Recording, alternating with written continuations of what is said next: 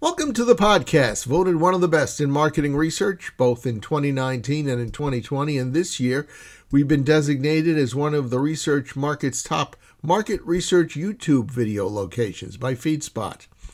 This is Research Business Daily Report, which for the last 10 years has been the only daily research news video focusing on one story every day that is of great interest across the industry.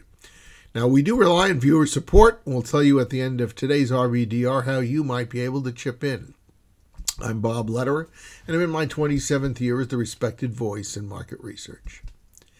11 years ago, we staged a conference on the subject of return on investment in marketing research. And we thought at the time, boy, we're pretty smart as we announced the meeting. But in retrospect, when the conference had less than stellar attendance, it led us to conclude that we were probably ahead of the curve. We continued to believe in the need for ROI in support of research, and now having seen and read a new paper on the subject, maybe the curve that I just spoke about, well, maybe we were 10 years ahead of time. That paper is from Ipsos, and it indicates sure signs of the value and the need for research return on investment. Ipsos's paper is actually the latest in its Future of Insight series. Each one of them concentrates on a new thinking about the transformation of the industry. This paper is entitled Moving to Impact the Future of Insights, and we're linking to it for you to download. It's authored by Brigitte Biteau, Chief Program Officer of Ipsos's Global Client Organization, and it's a persuasive explanation of why the research industry needs to give serious consideration to RORI, short for Return on Research Investment. The paper states that the industry is, quote, at a fantastic turning point for the insights community, end of quote. And Ipsos writes that research risks being subservient to technology and becoming a commodity.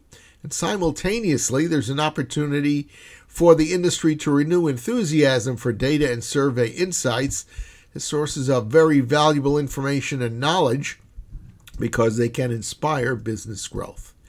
The paper states that the industry needs to work harder at demonstrating the value of insights, proving or showcasing the impact that those have on business.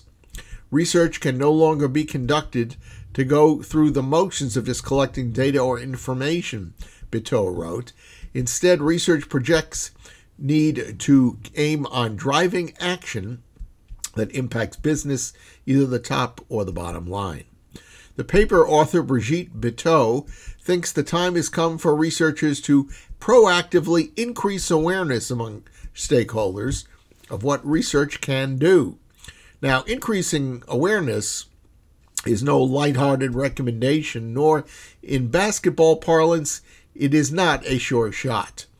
It's not a simple task because each of the varied forms of research in the typical client insights department toolbox needs to reformulate a unique RORI capability. And not all of those RORI solutions can always be measured. On to the decisions that need to be made about whether it is necessary to measure ROIR. Ipsos says there are 4 questions that need to be answered by the typical client insight group. First, who should measure ROIR? And that gets at the question of whether budget holders and finance should be involved. In fact, it makes sense to include finance and procurement in order to boost credibility. Understanding what we previously stated about creating ROIR for all types of research, the question remains, should it be measured for all areas of research? Not an easy question, because not all ROIRs are equal. For instance, innovation forecasting, communication testing, and specific business drivers, as well as business questions, have a direct impact on business, and so they can be measured relatively easily. Conversely, segmentation and ethnography do not have that kind of direct business impact. In fact, they are very difficult to measure.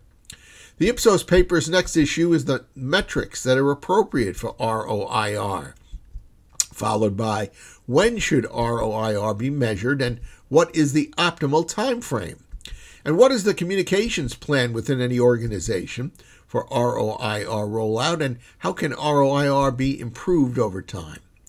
The paper is extensive and intensive and well worth any serious researcher's read. So please look for the link in the description box beneath this video where you can download it and enjoy it. That's a wrap on today's Research Business Daily Report. As we mentioned at the start, today we hope you'll become one of our supporters because our video series is viewer supported. We're talking about you becoming an RBDR Patreon supporter, which means providing a monthly contribution. Please visit our exclusive crowdfunding platform at patreon.com/RBDR, and when you're there, you can select a level of support that works for you. Thank you for taking that step. We hope you have a good research day, and we will welcome you here back tomorrow. And until then, please stay safe.